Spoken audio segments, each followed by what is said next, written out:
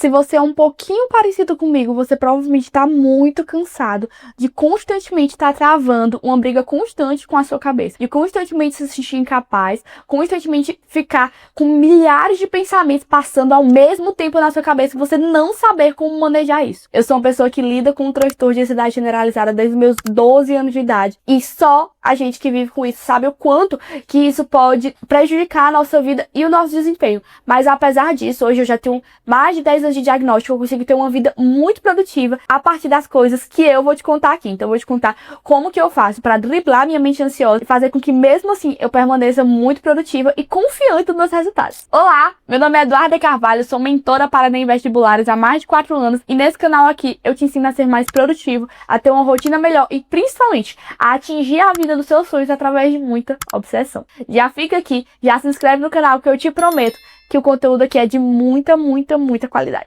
A intenção desse vídeo, primeiro, não é descredibilizar o papel dos profissionais que realmente trabalham com isso, que são os psiquiatras, psicólogos, psicopedagogos, o que for. Não. A intenção aqui é trazer duas coisas, é trazer a minha experiência pessoal e trazer muitos dados científicos para te ajudar a driblar um pouco essa sua mente ansiosa que muitas vezes trava a gente completamente. E eu tenho, como eu falei, eu tenho um interesse pessoal em gravar esse vídeo, porque eu sei que muitos de vocês sofrem com isso e eu fui a pessoa que sofri muito. Eu era a pessoa que, quando eu tinha, sei lá, 11 anos de idade, eu passava mal antes da prova de História e Geografia, eu vomitava antes da prova, eu dava febre, eu sempre ia parar no hospital. Eu era a pessoa que, em véspera de resultado, em véspera de entregarem um boletim, eu tinha que tomar calmante, isso eu bem nova, lá com 13 anos de idade, porque eu não conseguia parar de tremer. E até hoje, eu sou uma pessoa muito ansiosa. Eu tomo medicação para ansiedade, para depressão, mas mesmo assim, eu sou uma pessoa 100% funcional. Sou uma pessoa muito produtiva porque eu aprendi a conviver, principalmente aprendi a entender que a ansiedade não é minha maior inimiga. Muitas vezes, pelo contrário, a ansiedade, ela me ajuda a me diferenciar de muitas pessoas. E é sobre isso que eu vou falar nesse vídeo. Eu espero que vocês gostem desse formato de vídeo um pouco mais pessoal, que é realmente trazendo uma história minha. Eu tô me sentindo muito mais confortável em gravar esse tipo de vídeo por causa dos vlogs que eu tô trazendo pra vocês e vocês estão gostando tanto. Então vamos lá. Esse primeiro tópico que eu vou falar aqui, eu tô com medo de me tornar muito monotemático, porque em vários vídeos eu falo sobre isso. Mas a gente precisa entender, e vocês precisam entender de vez, que toda procrastinação, ela não nasce em si mesma. Toda procrastinação, ela tem uma motivação por trás, ela tem uma razão para existir. Então você não procrastina lavar as louças só porque você é um preguiçoso chato. Provavelmente é porque você não vê sentido em lavar louça. Provavelmente é porque você fica muito... você acha chato lavar louça e porque você não recebe uma recompensa por lavar essa louça. E aí, como é que isso se relaciona com ansiedade? É que muitas vezes a gente fica muito mais ansioso por estar procrastinando, mas não consegue parar de procrastinar porque tá muito ansioso. E também não fica menos ansioso porque tá procrastinando muito. Então percebe que isso vira um ciclo, e não um ciclo vicioso, porque isso é uma redundância, é só um ciclo.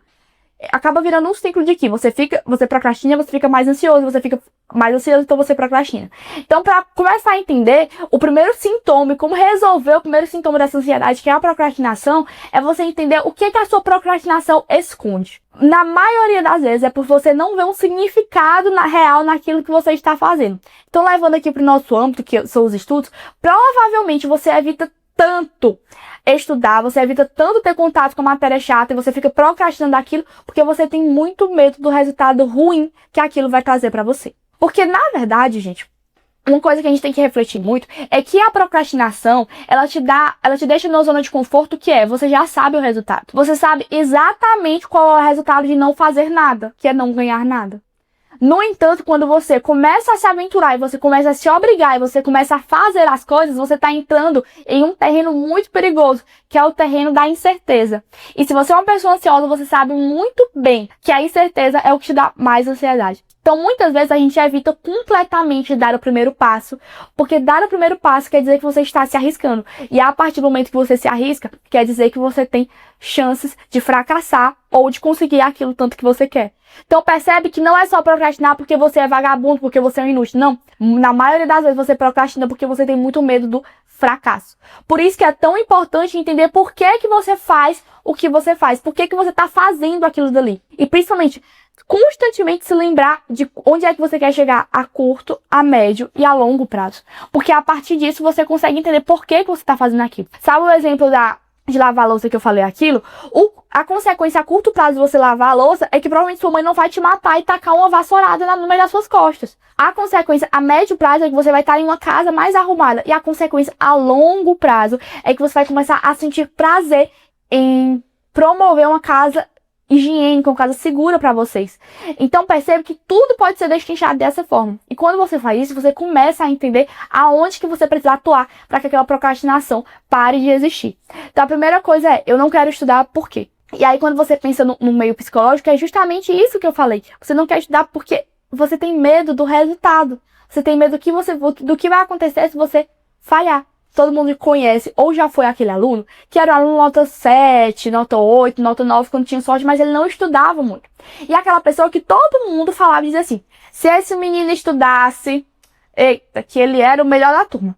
E aí acontece, muitas vezes eu acompanho muito isso no meu dia a dia como mentora, que quando esse aluno brilhante resolve começar a estudar, as notas dele não mudam. E aí é que dói muito. Porque existe uma coisa que, inclusive, tá nesse livro aqui, que eu tô lendo no momento, até mostrei pra vocês no blog, que existe uma coisa chamada regressão à média. Então, a grande tendência é que, se você sempre foi acima da média de alguma coisa, a tendência é que, caso não exercitado, você volte pra média. A mesma coisa é, se um atleta bateu um recorde, correu muito, e aí bateu aquele recorde, todo mundo ficou, uau, na próxima corrida, todo mundo espera que ele bata novamente o recorde, que ele corra tão rápido quanto. Mas, estatisticamente, na verdade, a tendência é que ele piore, porque ele está regredindo a média. E aí, isso é muito importante, por quê? Porque é entender que estudar, colocar a cara ao tapa, fazer as coisas, é você estar colocando espaço para incerteza na sua vida. E o ansioso, ele quer tudo menos incerteza. Só que a gente precisa entender que para qualquer coisa incrível que vai acontecer na sua vida, a incerteza vai fazer parte. A incerteza é algo intrínseco a esse processo. Porque não existe você começar a fazer algo, você querer um resultado e você não está arriscando não conseguir aquilo que você quer. E isso virou muito a chave para mim. Porque eu era aquela pessoa que eu pensava assim, se eu estiver estudando muito, é impossível que dê errado. Não, é super possível. Eu comecei a driblar de fato a minha ansiedade, não quando eu comecei a pensar, nunca vai dar errado. Não, quando eu pensei, tá, tudo bem, vai dar errado.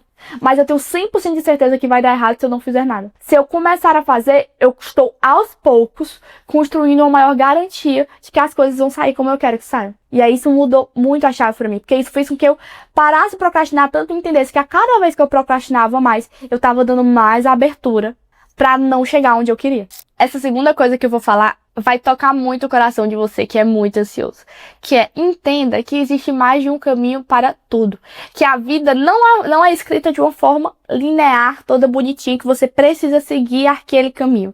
Porque muitas vezes a gente tá ansioso porque a gente tá olhando de fora para a vida de outra pessoa que parece ser 100% linear e que tudo deu certo. Então é aquela pessoa que foi uma ótima aluna no ensino médio e aí passou direto da terceira série pro curso que queria, se formou com honras, logo já conseguiu o trabalho que queria, ou então já entrou no concurso do sonho, já engatou em casamento, já tem filho, já tem um cachorro, já tem uma casa na praia, e a gente fica sempre se comparando com aquilo. Só que, na verdade, é muito mágico entender que vários caminhos levam a Roma, vários caminhos levam aonde você quer chegar.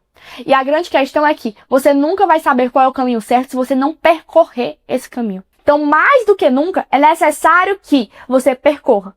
Você percorra e você não fique pensando qual é o próximo passo que você vai dar daqui 10 anos, não. É que primeiro você tem que dar aquele passo. E isso é algo, e falando de forma pessoal, que eu tenho muita dificuldade ainda em assimilar. Porque às vezes eu fico pensando, meu Deus do céu, como é que eu vou estar daqui 5 anos? Como que eu vou estar daqui 10 anos? Só que como eu vou estar daqui 5 anos vai depender muito de como é que eu vou ver o ano que vem. De como é que eu vou ver o ano depois daquele. E principalmente como é que eu vou ver esse ano aqui. E eu sou sempre aquela pessoa que tá constantemente preocupada. Meu Deus, será que daqui 5 anos eu vou ter dinheiro pra me manter? Será que daqui 10 anos já vou ter filho? Será que eu já vou estar casada? Será que já não sei o quê? Só que na verdade eu não tenho controle algum sobre isso. O único controle que eu tenho é que, durante esse ano aqui que eu tô vivendo, eu tenho que promover as condições necessárias pra que eu viva a vida que eu tanto sonhei. Isso é muito louco, né? Mas o fato de eu entender que existem vários caminhos e que não existe um caminho certo, apesar do que todo mundo fala, me alivia muito. Porque quando tudo tá dando errado, eu penso, tá, isso faz parte do meu caminho. E o meu caminho, ele tá... E aí eu vou só continuar percorrendo ele. Claro que não, eu não tô falando aqui pra você se tornar aquela pessoa que deixa a vida me levar, a vida leva... Não, eu não tô falando isso. Tô falando pra você entender que você vai continuar dia após dia construindo a vida dos seus sonhos, mas você não tem controle algum de como que daqui 5 anos você vai estar. Você tem um controle de como que você vai estar hoje. E o que você vai fazer hoje, o que você vai construir hoje, amanhã e depois, é o que vai construir o terreno para que você tenha uma vida boa daqui 5, 10 anos. Mas nesse momento você não consegue moldar o que você vai fazer daqui 5 anos exatamente, porque muita coisa ainda vai acontecer. E aí, às vezes eu paro e isso me dá um pouco de desespero, porque eu penso, meu Deus, tanta coisa vai acontecer e tanta coisa pode dar errado, mas por outro lado eu fico com aquele sentimento agridoce de tanta coisa ainda vai acontecer que eu nem imagino. Então isso é muito, muito legal. Outra coisa que mudou muito a forma como eu lido com a minha ansiedade é principalmente eliminar os causadores de ansiedade silenciosos. São aquelas coisas que estão inseridas na sua rotina. E aí você acha que não tem mal nenhum nelas. Mas elas estão constantemente deixando mais ansioso, te dando gatilhos pra você se sentir pior. A grande questão é que todo dia a gente é bombardeado por muita coisa. Então é a guerra no Irã, é o que o Donald Trump tá fazendo, é a fofoca se fulano terminou com fulano, se não sei o que, traiu não sei o que, se tal pessoa tá fazendo isso, qual foi o absurdo que o Kanye West falou hoje. E todas essas coisas, a gente pensa que, nossa, eu tô me informando dessas coisas, eu tô consumindo isso pra me tornar uma pessoa mais informada. Será? Ou será se você não tá se consumindo tanto com as notícias ao redor do mundo? Às vezes não precisa nem ser ao redor do mundo, às vezes você tá se consumindo tanto com as informações ao seu redor como uma forma de se sabotar para não focar em você mesmo. Então, existe uma coisa muito legal, que foi um termo que a Anna Georges, que é uma, eu não sei bem o que ela é uma empresária aqui do mercado digital, e ela tem um canal muito bom no YouTube, que ela cunhou um método chamado modo caverna.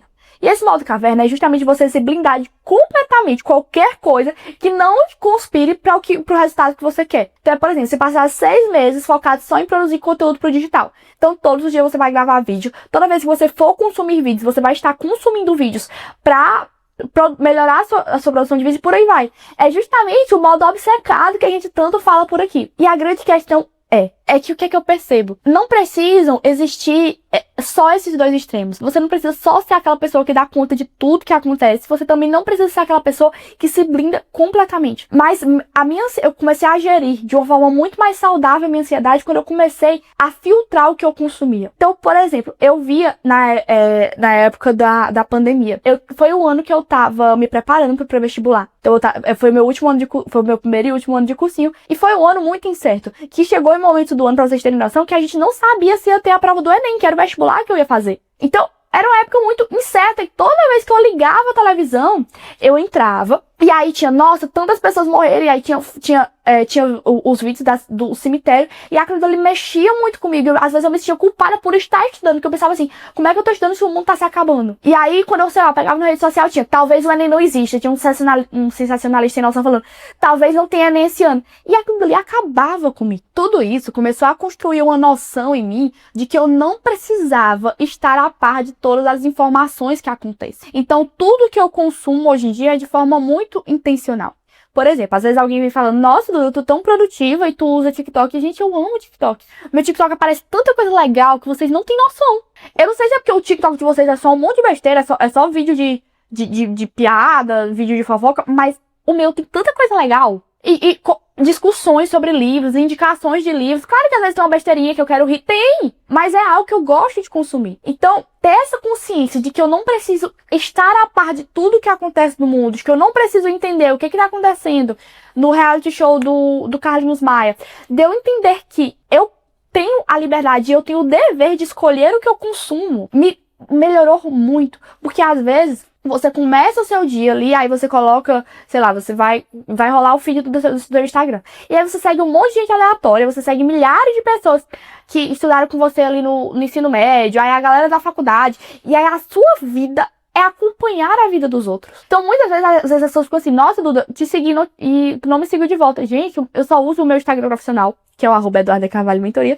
E nele, pra você ser meu amigo e eu seguir você tem que ser muito meu amigo. E muitas vezes eu nem lembro de seguir meus amigos. E o conteúdo que eu consumo, que eu vejo os stories, que é algo que eu vejo pouquíssimo, na verdade, mas eu vou lá e vejo os stories, são de pessoas que eu gosto de acompanhar, são de pessoas que estão fora da minha realidade, que eu quero acompanhar pra me inspirar, pra me informar, seja ou pra me entreter. Porque não tem problema nenhum você se entreter, você escolher o entretenimento. A grande questão é que eu escolho o meu entretenimento. Eu não consumo passivamente todo o entretenimento que vem pra mim através das redes sociais, porque isso vai te adoecer aos poucos. Porque quando você vê, e isso, essa discussão, ela ficou muito maior pra mim quando eu resolvi sair do X, né, que era Twitter, era Twitter ainda na época que eu saí, porque eu via que eu começava meu dia e lá tinham milhares de discussões que todo mundo achava muito importante. Só que quando eu ia ver, é aquela coisa, fora do Twitter, essa discussão existe? Então, tipo, você tava todo mundo brigando porque um vereador fez tal coisa, porque tá, eu sei que é importante você entender de política, mas nesse momento eu não tenho condição. Nesse momento eu tô focada em outras coisas. Então eu comecei a filtrar dessa forma que, Duda, você se tornou um pouco alienada? Sim, eu sei pouquíssimas coisas de política, eu sei pouquíssimas coisas de economia, mas o que eu sei é o que é conveniente pra mim, o que eu consumo de forma intencional. Duda, mas você tá escolhendo ser burra? Não, eu tô escolhendo focar em mim. Porque no final das contas, se eu perder todo o meu dia, perder toda a minha sanidade mental, eu consertar o mundo inteiro, cadê os meus daqui 5 anos? Eu vou estar onde? Eu não vou ter controle algum de onde eu vou estar de fato. E isso mudou muito, muito a chave pra mim. Que é, eu não fico pensando em coisas que não agregam pra mim. Às vezes, obviamente, às vezes eu penso, mas não de forma intencional. E tudo que eu consumo é de forma intencional e não, é porque você só consome coisa de gente culta, coisas pra se sentir mais inteligente. Não. Eu escolho meu entretenimento também. Mas eu escolho entretenimento que faz sentido pra mim. Eu não vou consumir uma série que tá todo mundo assistindo só porque tá todo mundo assistindo, mas eu não gosto daquilo dali. E parece um conselho muito besta, mas quanto conteúdo desnecessário você consome e ele vai te dando gatilhos pra ansiedade. Que aí você tá estudando e você tá pensando, meu Deus, mas essa fofoca e eu quero parar todo o meu estudo pra fofocar com minhas amigas sobre isso. Aquela série que tá todo mundo assistindo, eu quero parar tudo. Não precisa ser assim. Você precisa selecionar muito bem o que vai compor cada momento do seu dia, inclusive entretenimento, inclusive seu momento de lazer. Porque senão você vai estar entrando naquela massa de gente que fica só consumindo um monte de conteúdo, dando só hype pra celebridade que ganha a partir da nossa burrice e vai estar construindo uma vida medíocre. E o medíocre que eu falo não é uma ofensa, é medíocre de ser na média. E eu realmente acredito, você tá nesse canal aqui, você quer sair dessa média que todo mundo tá, né? Outra coisa que me salvou muito nesse processo de ansiedade é sempre entender que a vitória de hoje eu sempre consagro ao meu eu de ontem. Essa frase é muito poderosa. A minha vitória de hoje eu sempre consagro ao meu eu de ontem. Então, o que eu conquistei hoje não é porque eu me inspirei em fulano e ciclano. O que eu conquistei hoje não é porque eu tive, não é só porque eu tive apoio de não sei o que, não é só porque... Não, a minha vitória de hoje é porque todos os dias eu escolhi que eu ia alcançar essa vitória. E aí isso é um conselho que nem vai durar muito tempo aqui, mas que se você levar pra sua vida, eu garanto que vai mudar muita coisa pra você. Porque a cada dia que eu escolhia dar um passinho a mais, a cada hora que eu escolhia fazer o que era chato, fazer o que ninguém tava fazendo, mas que eu sabia que ia me levar pra perto de onde eu queria, ali eu tava consagrando a minha vitória a mim e não aos outros. Então quando eu tava fugindo do que todo mundo tava fazendo, por exemplo, todo mundo num pós-prova ali resolveu sair pra beber, resolveu fazer alguma coisa. E eu precisava produzir vídeo pra vocês, eu precisava ir pra academia. E eu escolhi aquilo dali. E são coisas que na hora todo mundo fica, meu Deus, você tá viciado em trabalhar, tá viciado não sei o quê. Tem que viver, a vida é sua diversão. Mas eu me divirto muito bem colhendo o bônus do que eu escolhi. E essa é a grande questão. Que o prazer da vitória é muito melhor do que os micro prazeres que você se dá ao luxo. Então, toda vez que eu penso em, por exemplo, abrir mão, hoje eu tô muito cansada, eu quero sair com minhas amigas, eu quero comer uma besteira, e aí eu vou desmarcar a mentoria de hoje. Eu penso, como é que eu vou me sentir depois disso? Eu vou me sentir bem realmente? Ou eu vou ficar, meu Deus, eu vou ter que encaixar essa mentoria em outro horário, eu vou me sentir culpa? Então, toda vez que você, antes de tomar uma decisão por impulso, você pensa, como é que eu vou me sentir depois daquilo? Como é que eu vou me sentir depois de largar tudo de estudo pra ir fofocar? Primeiro, você escolhe com mais intencionalidade. E você evita que você tome essas escolhas por impulso, sem consciência alguma. Isso é muito poderoso, gente, de verdade, de verdade. E por último, o que eu preciso falar aqui pra você é com todo o carinho do mundo. E é inclusive arriscando dar um tiro no meu próprio pé. Mas é falando o seguinte, o caminho tá no treinamento. O caminho tá em se obrigar a fazer. O caminho não tá em procurar o vídeo milagroso do YouTube que vai te ensinar a técnica perfeita de estudos, a técnica perfeita de organização, a técnica perfeita de produtividade. Não, o caminho tá em começar a fazer. Uma vez que você começa a fazer, você tem as perguntas certas. E aí sim você consegue melhorar. Mas não existe melhora sem treino. E aí você precisa entender isso. Porque todo tempo você está, é porque eu quero o melhor método de estudos, eu quero isso aqui. Começa. Começa porque pra ter as perguntas certas e pra receber as respostas corretas, você precisa começar. É aquela famosa coisa. Só tem dúvida quem estuda. Então só procura o melhor método quem começa. Não existe isso de você, eu só vou começar por achar o método perfeito. Você nunca vai achar, porque você precisa começar. Você precisa começar para você ter as perguntas certas, para você ter os desafios certos. Primeiro, você vai deixar um like nesse vídeo, você vai se inscrever, você vai fechar ele, você vai se planejar e você vai começar a construir a vida dos seus sonhos. Combinado? Depois você me volta aqui e você me agradece por estar construindo a vida que você quer e não ficando na média como todo mundo. Não se esquece de deixar o seu like, me seguir no Instagram, @EduardaCarvalhoMentoria e se inscrever aqui. Beijão. Tchau, tchau.